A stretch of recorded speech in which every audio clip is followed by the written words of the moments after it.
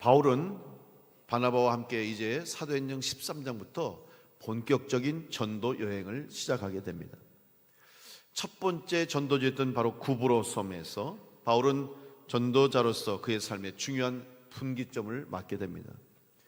그동안 성경에 보면 오늘 사도행전 13장 이전까지는 사울로 기록되어 있어요. 그의 이름을 항상 사울이라고. 그런데 이제 오늘 13장부터 전도 여행을 출발하면서부터 이제 특별히 오늘 구브로 섬에서 그가 전도대의 이름을 바울로 바뀌어지는, 그의 이름이 사울에서 바울로 바뀌어서 기록되어지는 것을 우리가 볼 수가 있습니다. 그동안 사울로 살아왔던 그의 인생, 그의 삶은 구원받지 못한 삶이었습니다. 예수님 만나기 전에, 부활하신 주님을 만나기 전에 잘못된 길, 죄악의 길로 갔던 그의 삶을 상징하는 이름입니다. 교회를 핍박하고 성도들을 박해했던 그런 삶을 살았던 때의 이름이 바로 사울이었습니다. 이제 그가 예수님 만나고 회심을 하고 구원의 은혜를 경험한 이후에 그의 삶은 바뀌었습니다. 이제는 더 이상 어리석은 길로 가지 않고 주님이 주신 생명의 길로, 구원의 길을 걷게 됐습니다. 사울이라는 이름의 뜻은 뭐냐? 이 사울 하면 우리가 이스라엘의 초대 왕을 떠오르게 되죠. 왕이라고 하는 존재는 큰 사람입니다. 큰 능력을 의미하는 것이죠. 권력이 있는 것입니다. 사울이라는 이름 자체가 바로 큰 사람이 되고자 하는 이름의 뜻을 갖고 있는 것이죠. 실제로 바울은 사울로 살 때는 자기 인생의 목표와 목적이 큰 사람 되는 게 목적이었어요. 유대교의 지도자로, 유대교의 또 율법을 연구하는 사람으로, 유대교의 복음을 전하는 자로서 그는 큰 사람 되기 위해서 정말 열심히 열정을 다해 살았어요. 빌립보서 3장 5절로 6절에 사도 바울은 이렇게 고백합니다. 나는 한 8일 만에 할례를 받고 이스라엘 족속이요 베냐민 지파요 히브리인 중에 히브리인이요 율법으로는 바리새인이요 열심으로는 교회를 박해하고 율법의 의로는 흠이 없는 자라. 이전에 사울로 살았던 자기의 삶이 어떤가를 고백했던 것이죠. 그 누구보다도 큰 사람이 되기를 원했던 사람이에요. 유대교의 위대한 지도자가 되기를 원했습니다. 그래서 유대교를 반대하고 유대교의 율법에 어긋나는 사람들은 잡아서 옥에 가두고 핍박하고 박해하는, 특별히 그리스도인들, 유대교의 율법을 따르지 않고 유대교의 신앙을 따르지 않는 이 그리스도인들을 향해서 핍박하고 박해하는 것을 그런 가치 있게 여겼어요. 그 일을 하는 것이 얼마나 소중한 일이고 그것이야말로 하나님의 영광을 위한 일이라는 사명감을 가지고 사울은 살아왔던 것입니다. 그런데 그가 다메섹 도상에서 부활하신 예수를 만나고 그동안 자기가 살아왔던 신앙의 삶, 믿음의 삶이 잘못되고 헛된 것인 걸 깨닫는 순간 그는 자신의 모든 것이 잘못되었음을 고백했습니다. 이후로 사도 바울은 사도의 삶을 살면서 많은 교회와 성도들에게 고백할 때마다 자기의 신앙 고백 간증을 통해서 자기가 잘못된 것을 살아왔다는, 이전에 사울에서의 삶을 살 때는 잘못된 것을 살았고 이제 바울로 회심한 이후에 변화된 삶을 살고 있음을 고백했습니다. 빌립보서 3장 7절로 9절에 계속해서 사도 바울은 고백하면서 그러나 무엇이든지 내게 유익하던 것을 내가 그리스도를 위하여 다 해로 여길 뿐더러 또한 모든 것을 해로 여김은 내 주 그리스도 예수를 아는 지식이 가장 고상하기 때문이라.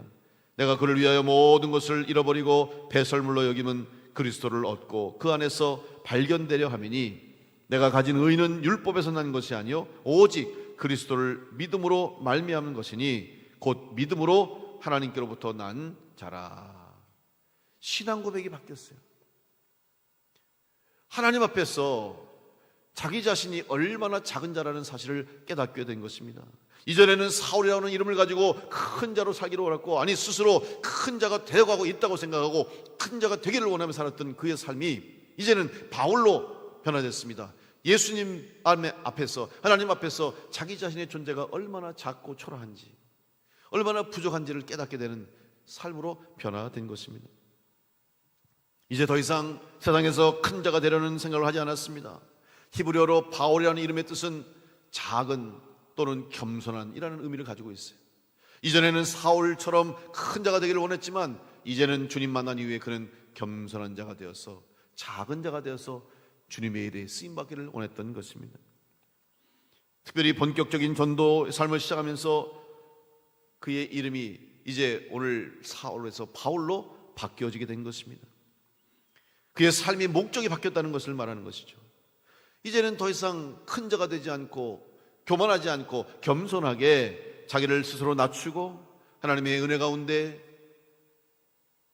복음 전도자의 사명을 시작하게 됐습니다. 그런데 스스로 낮아지고 스스로 겸손해지니까 오히려 하나님은 바울을 높여주셨습니다. 바울을 귀하게 쓰셨습니다. 또한 바울에게 능력을 주셨습니다. 스스로 능력을 가지려고 할 때, 스스로 커지려고 할 때는 도와주지 않았어요. 아무리 자기가 큰 사람 되려고 하고 아무리 자기가 능력을 갖고 싶어도 세상에서 인정해 주지 않았어요. 그리고 자기 스스로는 컸다고 생각했지만 하나님의 은혜를 받고 나니까 자기가 얼마나 부끄러운지, 자기 자신이 얼마나 초라한지를 깨닫게 되었던 것입니다. 이제 구브로 섬의 바보왕을 기점으로 바나바가 함께 동행했지만 이전에는 바나바가 먼저였습니다. 항상 성경을 보면 바나바가 지금까지 사도 바울을 이끌어 주었고 사도 바울을 지도했고 사도 바울을 격려했습니다. 돕자가 됐습니다. 근데 이제부터는 바나바가 먼저가 아니라 바울이 먼저 이름이 나오게 됐어요. 이후로부터는 이제 바울이 실제적인 전도자의 대표가 된 것입니다. 오늘 13절 말씀에도 보면 바울과 및 동행하는 사람들이 바보에서 배 타고 밤빌레아에 있는 버가 이르렀다 이렇게 기록하고 있죠. 여기 보면 제일 먼저 바나바가 아닙니다. 이제 바울의 이름이 나와요. 바울과 동행하는 사람들이야 라고 기록하고 있죠. 바울로서는 너무나 감격스러운 일이 아닐 수 없습니다. 다메섹 도상에서 부활하신 주님 만난 이후에도 이미 그는 뜨거운 열정과 뜨거운 가슴을 가지고 복음 전할 일에 최선을 다하려고 했습니다. 열심을 다했습니다. 그러나 예루살렘 교회와 성도들은 이런 바울의 열심을 인정해 주지 않았습니다.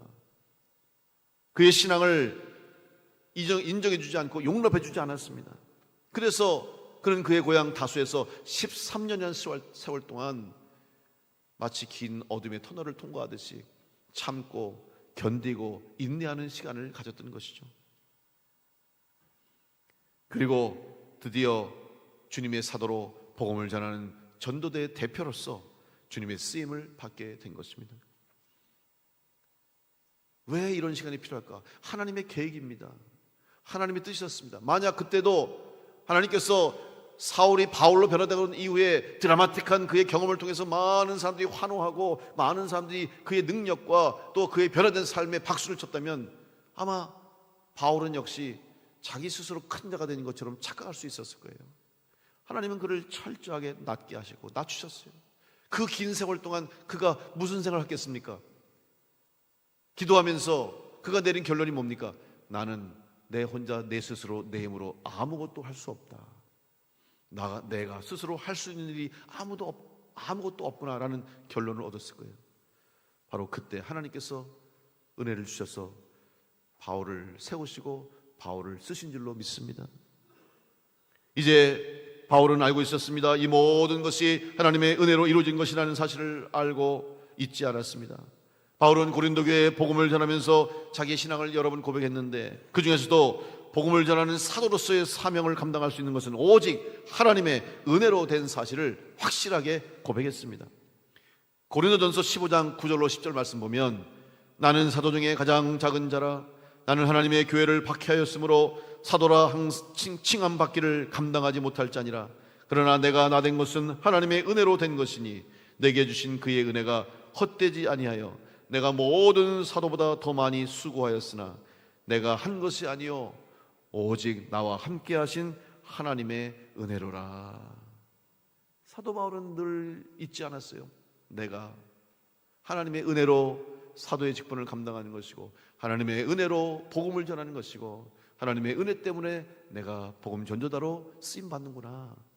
이 사실을 잊지 않았던 것입니다. 뿐만 아니라 사도 바울이 이 사명을 감당할 수 있었던 것은 바로 자기를 돕는 동역자들이 있었다는 사실입니다. 동역자들이 항상 동행함으로 복음을 전할 수 있었던 것이 가능했다는 것을 사도 바울은 잊지 않았습니다. 실제로 사도 바울의 전도 여행 가운데 수많은 사람들이 사도 바울과 함께 동행했습니다. 돕는 자가 되었습니다. 여러분, 근데 말이 여행이지, 우리가 흔히 사도 바울의 전도 여행 1차, 2차, 3차 이게 전도 여행이라고 말을 하는데 말이 여행이지 여행이 아닙니다.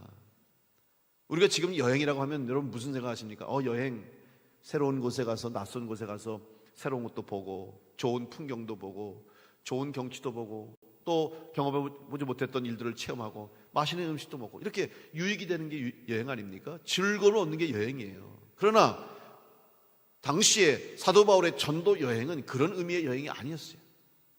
오히려 개척이요, 때로는 영적 전쟁이요, 때로는 보이지 않는 목숨을 건 그런 길을 걷는 것이었습니다. 사도 바울이 복음을 전하기 위해서 육지와 바다를 여행한 거리를 따져보니까 약 16,000km 혹은 17,000km라고 합니다. 어마어마한 거리를, 어마어마한 양의 길이를 그가 전도를 위해서 걸어 다녔어요. 당시의 여행은 피곤하고 힘들 뿐만 아니라 수많은 위험을 각오해야 합니다. 낯선 곳과 혹은 한적한 곳에서 깊은 숲속에서 도적을 만날 수 있고 강도를 만날 수 있었습니다. 광야에서 닥치는 생존의 위험을 이겨내야 했습니다. 강과 바다와 또한 들에서 만나는 여러 가지 위험들이 도사리고 있었습니다. 이 모든 위험, 특별히 바다를 항해할 때는 예기치 않았던 기상의 변화로 풍랑이 일고 폭풍과 몰아치면 파손하는 거예요. 파손하면 죽는 겁니다. 목숨 걸고 결국 전도 여행을 출발했던 것이죠. 이런 기본적인 외적인 환경과 상황의 어려움뿐만 아니라 예상하지 못했던 급박한 문제와 위기를 만날 때도 많았어요. 낯선 곳에서 복음을 전하다 보니까 그들의 문화와 그들의 종교와 부딪힐 때가 많잖아요. 맞지 않으니까 당연히 갈등이 생기고 대립이 생깁니다. 더군다나 그들은 거기에 털을 잡고 있는 사람들이에요. 자기의 전통을, 그동안에 자기들의 삶에 터전해 있는 사람들인데 외부에서 온 사람이 새로운 것을 증거하고 새로운 종교, 새로운 복음을 외치면서 그들의 것이 잘못됐다고 지적한다면 그곳에 있었던 사람들 입장에서는 어떻겠습니까? 당연히 반발하겠죠. 반발을 떠나서 나중에는 그들이 위기를 느끼게 되면 공격을 하게 되는 것이고 사도 바울을 죽이려고 하는 거죠. 그러니 때로는 감옥에 갇힐 때도 있었고 매를 맞을 때도 있었고 심지어는 사도 바울을 죽이려는 사람들의 계획 속에서 길을 바꾸기도 했고 바다에서 배를 타고 이동하려고 하다가 배를 타고 가서 사도 바울을 죽이겠다, 배에서 바다로 떨어뜨려 죽이겠다는 그런 음모와 계획이 있는 것을 알고 배를 타지 못하고 다시 항로를 바꾸고 육지로 바꾸는 이런 일들도 있었다는 사실. 그러니 얼마나 많은 위험과 얼마나 많은 어려움이 있었는지를 우리는 충분히 이해할 수가 있는 겁니다. 결국 사도 바울 혼자서 이 전도 여행을 마칠 수가 없었어요. 항상 옆에서 돕는 자도 있었습니다. 사도 바울의 전도 여행 과정 속에 보면 사도 바울이 혼자 가지 않았어요. 항상 옆에 동행하는 사람들, 동역자들이 있었다는 사실이죠. 때로는 길동무가 되어주고 때로는 숙소와 먹을 것을 제공해 주었습니다. 또 필요할 사람들을 소개시켜줬고 어려운 문제가 생기면 대신 해결해 줬습니다. 감옥에 갇혀있는 동안에도 뒷바라지를 해줬습니다. 로마서 16장에 보면 사도 바울이 자기를 도왔던, 헌신적으로 도운 사람들의 이름을 거명하며 고마움을 표하는데 로마서 16장에만 37명의 사람을 거명해요. 얼마나 많은 사람들이 도왔겠습니까? 그런데 그들의 이름을 잠깐 살펴보면 먼저 베베 여자 집사를 소개합니다. 사도 바울이 세웠던 겐그레아 교회의 일꾼이었습니다. 이 여인은 사도 바울에게 얼마나 헌신을 했는지, 그 당시에 사실 기독교가 환영받는 종교가 아니었습니다.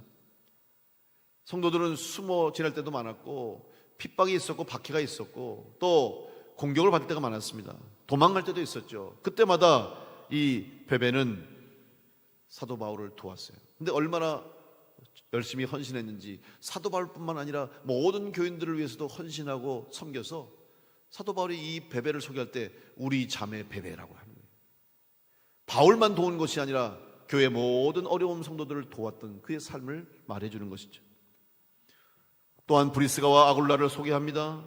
여러분, 이 부분은 원래 로마에 있었습니다. 사도 바울처럼 장막을 텐트를 만드는 사람이었는데 당시에 로마 황제 글라디우스의 핍박, 그래서 로마를 떠날 수밖에 없는 상황이 돼서 바울과 합류했습니다.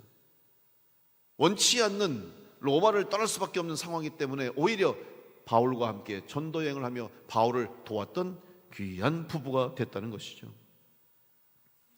얼마나 사도 바울을 위해서 헌신하고 도왔는지 사도 바울이 이 브리스가와 아굴라를 표현할 때 뭐라고 했냐면, 저들은 내 목숨을 위하여서 자기의 목이라도 내놓는 사람이다, 이렇게 고백했어요. 목숨 걸고 사도 바울을 도왔다는 것이죠. 얼마나 귀한 사람들입니까? 이런 사람들이 있었기 때문에 사도 바울이 복음 전도를 마칠 수가 있었던 것이죠. 뿐만 아니라 에베네도라는 이름, 아시아의 첫 열매입니다. 그리고 마리아라고 하는 이름 가진 여인, 누군지 몰라요. 어떤 여인인지 모르지만 초대교회 모든 성도들이 알 정도로 섬김을 했던 여인이었습니다. 안드로니고와 유니아, 바울의 친척인데 그냥 친척이기 때문에 고마운 게 아닙니다. 이들은 바울이 감옥 갇힐 때 같이 있었고, 바울이 매를 맞을 때도 함께 매를 맞을 정도로 바울과 함께 동행했던 사람들이었습니다.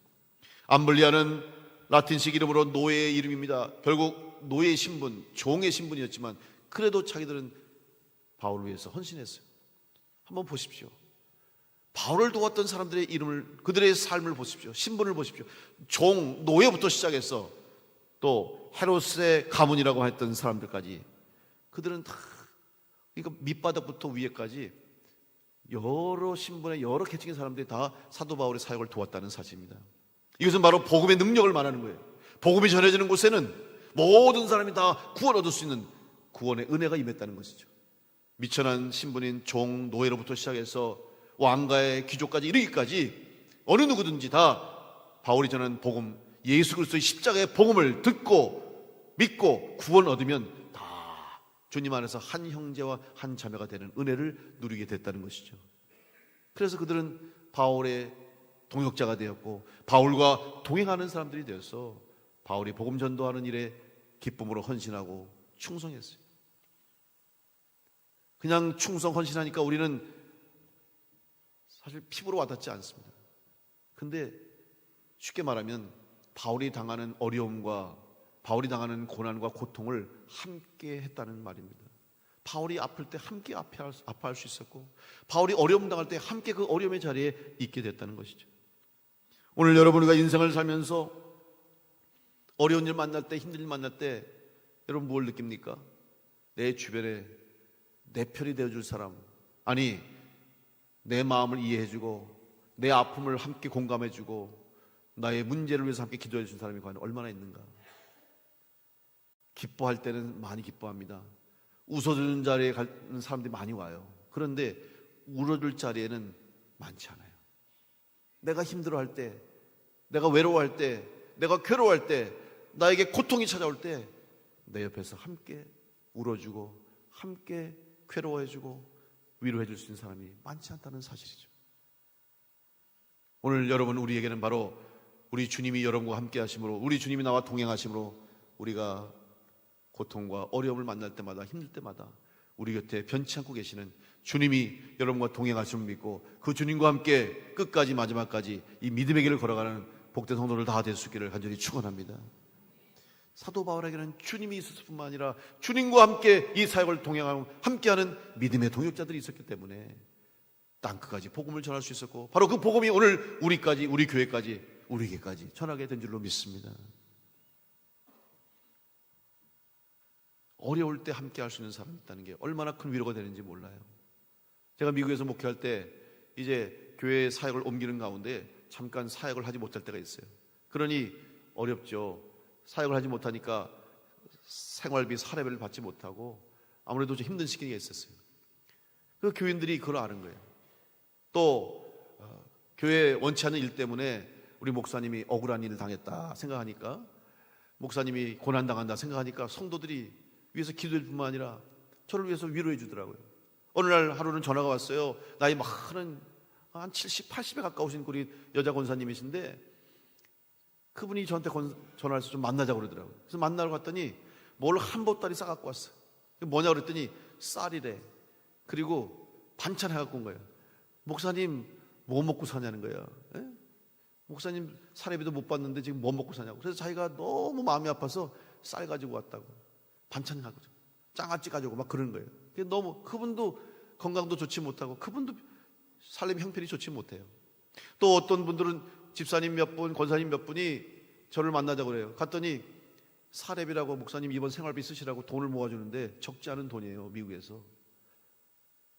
근데 그분들 형편 내가 알거든요. 그분들 다 공장에서 미싱, 봉제 공장 이런 데서 고생하고 청소하고.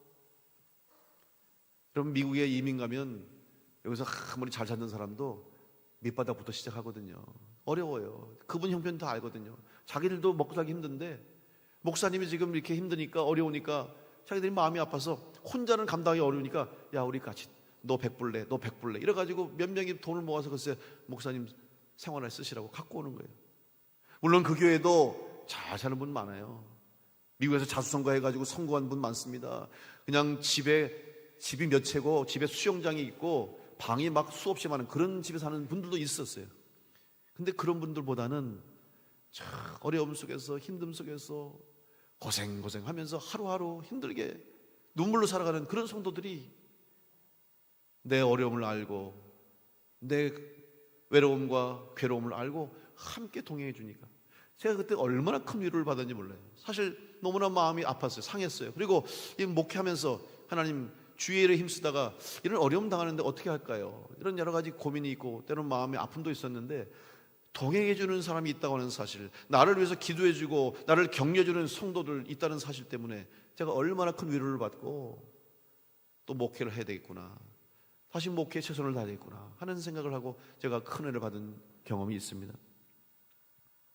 사랑하는 성도 여러분, 오늘 여러분 누구와 함께 왔습니까? 또 여러분과 함께 동행하는 사람 누가 있습니까? 바라기는 먼저 여러분 한 분 한 분이 주님과 함께 동행하는 주님의 일에 쓰임받는 동역자 되시길 간절히 축복합니다. 더 나아가서 주님의 일을 위해서 함께 협력하는 우리 충주 남부 교회를 통해서 함께 주의 일에 힘쓰는 우리 모두가 되기를 간절히 축원합니다. 우리는 이 일을 위해서 부름받은 거예요. 함께 할 때, 동행할 때 하나님이 역사하시는 거예요. 우리 교회 사역 중에 동행 플러스 사역이 있습니다. 여러분 아시죠? 추수감사절 되면 우리가 사랑 가득 희망 상자라고 그러나요? 행복 상자, 사랑 가득 행복 상자를 우리가 만들어서 주변에 어려운 이웃들을 나누고 또 그 기간에 우리 지방의 어려운 교회에서 목회하시는 우리 목사님들, 전사님들 가정을 초청해서 우리가 위로하는 행사를 했어요. 지금 한 2번 정도 했는데 정말 진심으로 했습니다. 그리고 우리를 드러내는 것이 아니라 그분들을 위해서 그분들의 입장에서 섬겼어요. 우리가 자랑하는 것도 아니고 우리가 생색내는 것도 아니고 교회가 하는 일이고 같은 동역자로서 같은 믿음의 길을 가는 동행, 특별히 목회하는 함께 동행하는 사람으로서 우리 교회 성도들이 여러분을 응원합니다. 여러분을 격려합니다. 여러분을 위해서 기도하고 있습니다. 이런 마음을 가지고 잘 섬겼어요. 정말 푸짐하게 마음껏 드시게 하고 선물도 푸짐하게 드리고 또 생활비에 보태시라고 적지만 그래도 드렸어요. 그랬더니 너무 감사해요. 정말 고마워하더라고요. 잊지 않고 고마워하더라고요. 동행한다는 것이 얼마나 큰가. 올해도 그래서 이 동행 플러스, 아마 저는 제가 목회하는 동안에 이 동행 플러스는 계속해야 되지 않을까 생각됩니다. 왜냐하면 여러분 지금 많은 목회자들이, 많은 교회들이 지금 다 위축되어 있어요. 침체되어 있고, 특별히 어려운 교회 목회자들은 교회 문을 닫아야 되나, 그리고 이 목회를 계속 해야 되나, 이 문제를 놓고 지금 눈물 흘리면서 기도하는 사람들이 너무 많아요. 그런 분들에게 우리가 적지만 우리 교회가 여러분에게 힘이 되어드리고 싶습니다. 용기가 되어주고 싶습니다. 조금이라도 여러분과 함께 한다는 거, 여러분 혼자가 아닙니다. 목사님, 전사님 혼자가 아니에요. 여러분을 위해서 응원하고 기도하는 저희들이 있습니다. 이 한마디만 해준다면 그들은 또 비전을 가지고 소망을 가지고 다시 일어서지 않겠습니까? 우리 교회가 물론 이 땅에 세워진 모든 교회마다 주님이 주신 사명이 다 있습니다. 공통된 사명과 목적은 바로 복음을 전함으로 예수 그리스도 십자가의 복음으로 이 땅에 죽어가는 영혼을 살려내고 지옥 갈 영혼들 천국으로 인도하는 일이 교회의 가장 중요한 사명이고 목적입니다. 이것은 모든 교회에 주어진 주님의 뜻입니다. 그러나 그것과 더불어서 각 지역마다 각 교회마다 특별한 하나님이 주신 사명과 사역이 있어요. 큰 교회든 작은 교회든 도시에 있는 교회든 시골에 있는 교회든 어느 교회든지 주님이 그곳에 교회를 세우실 때는 그 교회를 통해서 이루시고자 하는 하나님의 뜻이 분명히 있다는 사실이죠. 우리 교회도 우리 교회만이 해야 할 일이 있다는 사실을 우리가 잊어서는 안 되는 거예요. 사실 우리 교회는 우리 충북연회에서 그래도 큰 교회에 속하잖아요. 그 위에서부터 손꼽히는 교회 중으로 하나예요. 큰 교회예요. 감사하죠. 그런데 왜 그럼 우리를 이렇게 큰 교회가 되게 하시고 왜 많은 성도들이 함께 모일 수 있는가? 그리고 영혼을 많이 구원하는 일뿐만 아니라 우리가 해야 할 중에 하나가 우리는 단순히 우리만을 위한 교회, 우리 지역을 위한 교회뿐만 아니라 지방적으로나 연회적으로나 우리가 또 할 일이 있더라고요. 그걸 제가 여러 번 느꼈어요. 사실 어제도 우리가 얼마나 섬겼습니까? 그럼 예산 다 들어가요. 점심도 푸짐하게 하려고 예산도 드리고 열심히 잘 우리가 섬겼잖아요.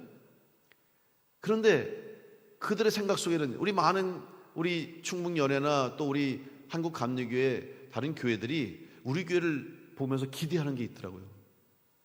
뭔 일을 하면 잘 도와주기를 바라고 또 어떤 행사가 있으면 잘 후원해 주기를 바라고 항상 은혜가 넘치는 교회로서 좀 베풀기를 원하는 그런 기대가 있어요. 어떨 때는 제가 속상해요. 도와줬는데도 당연하게 생각하고 또 열심히 잘 섬겼는데 뭐 당연히 충진한 목회니까 그렇지 뭐. 그래서 좀 어떨 때는 인간적으로 섭섭해요. 그래서 도와주지 말까? 응? 아니 우리는 정말 열심히 말이야 정성껏 했는데 왜 저런 생각하지? 근데 가만히 생각해보니까 말이에요, 우리 교회가 해야 할 일이라는 그들이 기대가 있더라고요. 이 말은 바꿔 말하면 우리 교회에 사명이 있다는 거예요. 우리 교회로서 우리끼리만 하는 것이 아니라 이제 우리 교회가 특별히 지금 이 어려운 때에 무너져가는 교회를 세우고 또 지쳐가는 많은 교육자들과 주의 종들에게 다시 한번 함께 하고 있습니다. 동행하는 사람들이 있습니다. 함께 주님의 교회로서 이 땅에서 주님의 교회를 이뤄갈 수 있도록 저희가 응원합니다. 격려하는 그런 사명도 감당하지 않을까 하는 생각을 해봤습니다. 그러기 위해서 먼저 여러분 한 분 한 분 우리 교회가 먼저 주님의 일에 쓰임받는 교회로 주님의 일에 동행하는 주님의 일을 위해 동역하는 그런 귀한 사명을 감당하는 교회가 될 수 있게 간절히 축복합니다. 바울과 동행했던 사람들, 바울을 위해서라는 목숨까지 내놓고 바울이 전하는 복음을 위해서라면 자기의 희생, 자기의 헌신도 기꺼운 마음으로 했던 수많은 동역자들과 동행하는 사람들이 있었기 때문에 사도 바울의 전도 여행이 있을 수 있었고 사도 바울의 전도 여행 때문에 죽어진 영혼들이 살아나고 죽은 땅이 살아나고 수많은 영혼들이 주님께로 돌아오는 구원의 역사가 있게 된 줄로 믿습니다. 그 결과 오늘 우리 대한민국에까지 선교사들이 올 수 있었고 복음이 전해질 수 있었고 우리 교회가 세워질 수 있었고 오늘 우리가 구원받은 하나님의 자녀가 된 줄로 믿으시고 여전히 우리에게 부탁하시는 이 말씀, 바울과 동행했던 삶처럼 주님과 동행하는 삶을 삶으로 주님의 사역에 동역하는 성도와 교회가 돼서 땅끝까지 주의 복음 전하고 이 땅 가운데서 구원의 역사를 일어나는 교회가 될 수 있도록 그 귀한 일에 쓰임받는 우리 교회와 여러분 될 수 있기를 간절히 축복합니다. 그러기 위해서는 결단할 때가 있어야 되고 희생해야 할 때가 있고 기쁨으로 헌신할 때가 있는 거예요. 오늘 다시 한번 우리 교회와 여러분에게 주신 이 사명, 주님과 동행하는 성도의 사명, 주님이 맡겨주신 일에 기쁨으로 함께 동참하고 동역하는 성도들이 되어서 주님께서 우리에게 주신 마지막 사명, 죽어가는 영혼을 살려내고 절망하는 이 세상 가운데 수많은 사람들이 낙심하고 소망 없이 희망 없이 살아가는 그들에게 참 소망, 인류의 소망 대신 예수 그리스도를 증거하고 예수 그리스도의 복음을 전하시는 우리 교회가 돼서 우리 하나님 보시기에 기뻐하시는 교회, 진정한 주님이 세우신 주님의 교회 사명을 감당하는 우리 온 교회와 성도들 다 될 수 있기를 간절히 축원합니다. 저뿐만 아니라 여러분 우리 모두 다 주님과 동행하는 성도가 돼서 우리 주님이 원하시고 바라시는 일들을 이루어갈 수 있는 그런 은혜가 있길 바라고 무엇보다도 기쁨으로 동참하시길 바랍니다. 기쁨으로 헌신하십시오. 진심으로 헌신하십시오. 주님께서 아시고 받으시고 은혜로 여러분을 축복해 주실 줄로 믿습니다. 염려하지 말고 두려워하지 말고 너는 모든 일에 기도와 간구로 하나님 아버지께 구할 것을 아뢰라.